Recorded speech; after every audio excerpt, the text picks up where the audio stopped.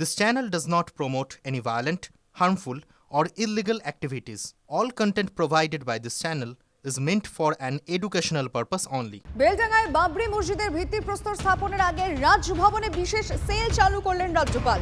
শান্তি বজায় রাখতে বিশেষ নজর, সেই নজরদারির জন্যই কিন্তু এই সেল গড়লেন সিভি আনন্দ বোস। আর এই স্পেশাল সেলের নাম রাখা হয়েছে অ্যাক্সেস পয়েন্ট। এই সেল 24 ঘন্টা খোলা থাকবে। রাজ্যের যে কোনো প্রান্তের মানুষ হুমকি, অশান্তি তৈরির চেষ্টা, উত্তেজনামূলক মন্তব্য কিংবা উস্কানিমূলক ঘটনাবলী সম্পর্কে সরাসরি অভিযোগ জানাতে পারবেন ফোন বা ইমেলের মাধ্যমে। রাজভবনের তরফে জানানো হয়েছে রাজ্যপাল নিজে নিয়মিতভাবে এই সেলের কার্যকলাপ পর্যবেক্ষণ করবেন। রাজ্যের সর্বত্র শান্তি ও সম্প্রীতি বজায় রাখার জন্য সতর্ক ও সংযত থাকার আহ্বান জানিয়েছেন রাজ্যপাল। উস্কানিমূলক মন্তব্য বা গুজবে বিশ্বাস না করে পরিস্থিতি শান্ত রাখার বার্তা দিয়েছেন রাজ্যপাল। এ বিষয়ে তিনি রাজ্য সরকারকে ইতিমধ্যেই প্রয়োজনীয় সব পদক্ষেপ গ্রহণের অনুরোধ জানিয়েছেন। অ্যাক্সেস পয়েন্ট সেলের ফোন নাম্বারও দেওয়া হয়েছে। বহরমপুরে রাম মন্দিরের শিলান্যাস করবে বিজেপি। উদ্যোক্তা বিজেপি নেতা সাখারাব সরকার বহরমপুরে মনীন্দ্রনগরের পূর্বাশা ক্লাবের মাঠে শিলান্যাস। মুর্শিদাবাদে মন্দির মসজিদ বিতর্ক তুঙ্গে।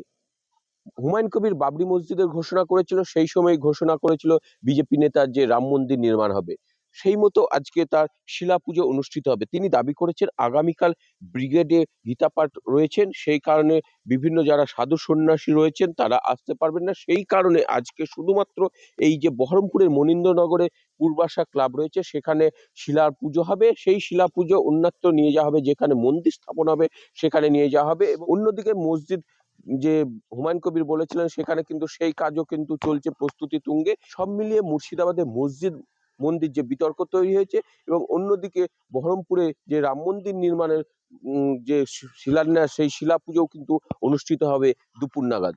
ক্যামেরায় সিদ্ধার্থর সাথে কৌশিক, টিভি9 বাংলা।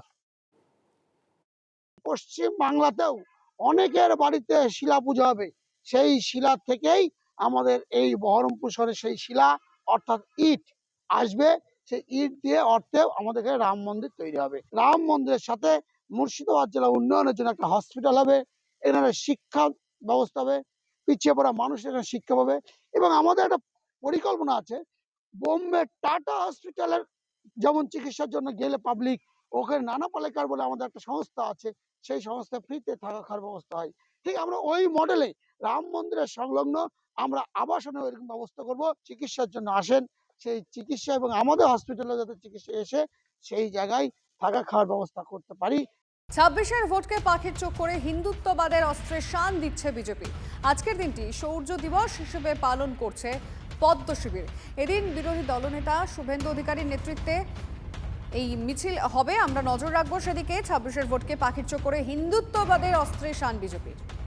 আর এদিকে আজকে সংহতি দিবস পালন করতে চলেছে তৃণমূল কংগ্রেস। মেয়ো রোডে গান্ধী মূর্তির নিচে বাঁধা হচ্ছে মঞ্চ প্রস্তুতির ছবিটা। জানবো কারা কারা থাকবেন এই সমাবেশে, আমি জানবো আমাদের প্রতিনিধি শ্রাবন্তী সাহার কাছ থেকে। শ্রাবন্তী, মঞ্চ বাঁধার কাজ প্রায় শেষ। গতকাল আর্মির পক্ষ থেকে, যেহেতু মেয়র রোডের এই জায়গাটি এর আগে এই নিয়ে বিতর্ক হয়েছিল, সেখানে আর্মি গতকাল পারমিশন দিয়েছে এবং তারপরেই মঞ্চ বাঁধার কাজ চলছিল সকাল থেকে। সেই কাজ প্রায় শেষ হয়ে গেছে।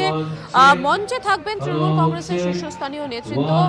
কথা হচ্ছিল যে সংহতি দিবস, যেটা বাবরি মসজিদের পর থেকে, ঘটনার পর থেকে প্রত্যেকবার তৃণমূল কংগ্রেস করে আসে, এমনটাই বক্তব্য তৃণমূল কংগ্রেসের। সেই সংহতি দিবসে মুখ্যমন্ত্রী থাকতে পারেন, যদিও শেষ মুহূর্তে খবর পাওয়া যাচ্ছে এখনো পর্যন্ত মুখ্যমন্ত্রী হয়তো থাকবেন না। বেলা 11টা থেকে এই প্রোগ্রাম শুরু।